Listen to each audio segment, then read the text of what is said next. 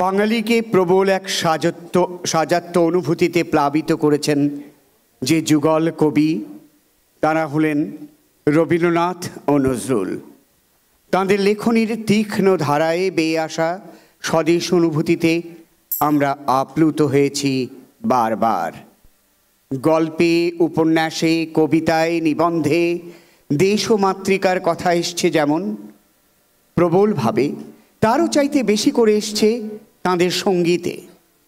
সুর ও বাণীর অসাধারণ সঙ্গমে স্বদেশ সন্ধানের এমন অপূর্ব সমন্বয় বোধ করি সহজলভ্য কোনো ব্যাপার নয়। কেবলমাত্র দেশের প্রাকৃতিক রূপ বর্ণনার কোনো স্থির চিত্র এঁকেই এরা ক্ষান্ত হননি, বরঞ্চ তাঁদের সময়কার চলে আসা রাজনৈতিক টানাপোড়েন এবং স্বাদেশিক সংকট ও সংগ্রামের এক অসাধারণ দৃশ্য দেখি রবীন্দ্র নজরুলের গানে। 1905 সালের বঙ্গভঙ্গের পরপরই বাংলা 1312 সালে রবীন্দ্রনাথ লেখেন এই গানটি, যা মহাত্মা গান্ধীকেও প্রণোদনা জুগিয়েছিল। আরও কয়েক দশক পরে গানটি লেখার 66 বছর পর বাংলাদেশের মুক্তিযুদ্ধের সেই মহান মুহূর্তগুলোতেও প্রণোদিত করেছিল বাংলাদেশের 7.5 কোটি বাঙালিকে।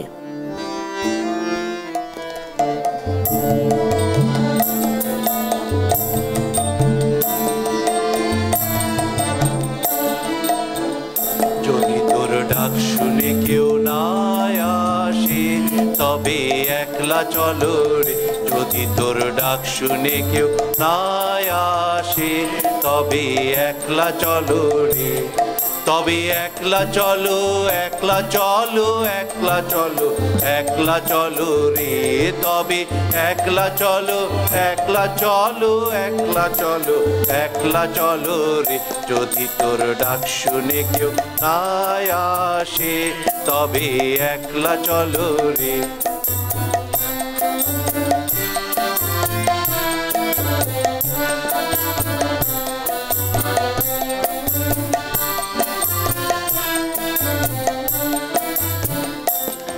যদি কেউ কথা না কয় ওরে ওরে ও অভাগা, কেউ কথা না কয়, যদি সবাই থাকে মুখ ফিরায় সবাই করে ভয়, যদি সবাই থাকে মুখ ফিরায় সবাই করে ভয়, তবে পরাণ খুলে ও তুই মুখ ফুটে তোর মনের কথা একলা বলো রে, যদি তোর ডাক শুনে কেউ না আসে তবে একলা চলো রে।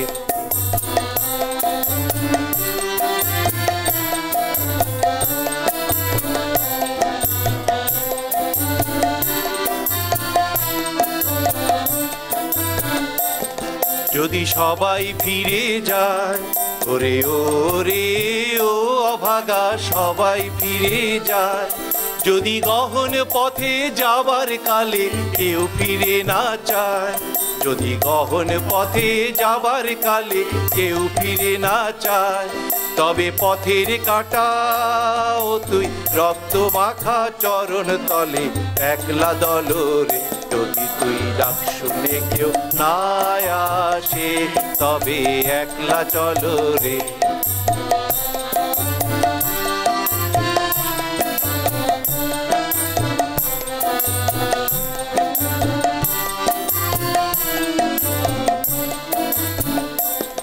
যদি আলো না ধরে ওরে ওরে ও অভাগা, আলো না ধরে, যদি ঝড় বাদলে আধার রাতে দুয়ার দেয় ঘরে, যদি ঝড় বাদলে আধার রাতে দুয়ার দেয় ঘরে, তবে বজ্রা নলে আপন বুকের পাঁজর জ্বলিয়ে নিয়ে একলা চলো রে, যদি তোর ডাক শুনে কেউ না আসে তবে একলা চলো রে, যদি তোর ডাক শুনে কেউ না আসে তবে একলা চলো রে।